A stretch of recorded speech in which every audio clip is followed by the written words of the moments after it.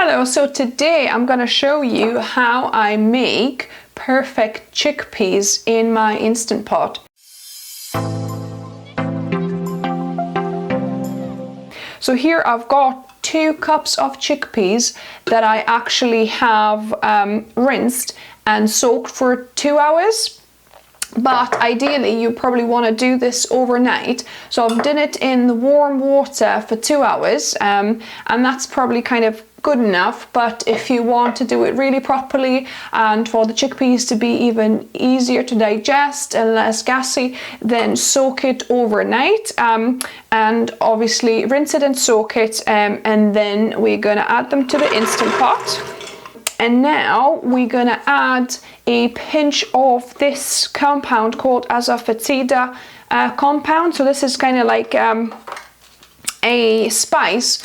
We just need a little, well, a good pinch of it really, so that they don't produce as much gas, especially for people that are not used to eating a lot of beans and legumes in general. That helps.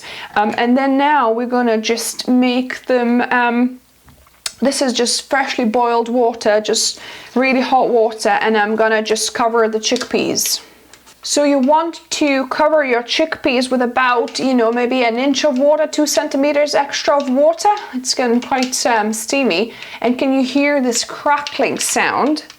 It's the chickpeas crackling away with the boiling water on them.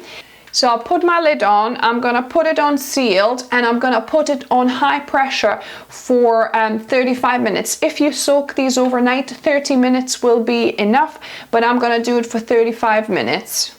So 35 minutes, and then we're gonna let it naturally release as well. So the Instant Pot has finished. I'm gonna let it release naturally and actually cool down for a couple of hours now, but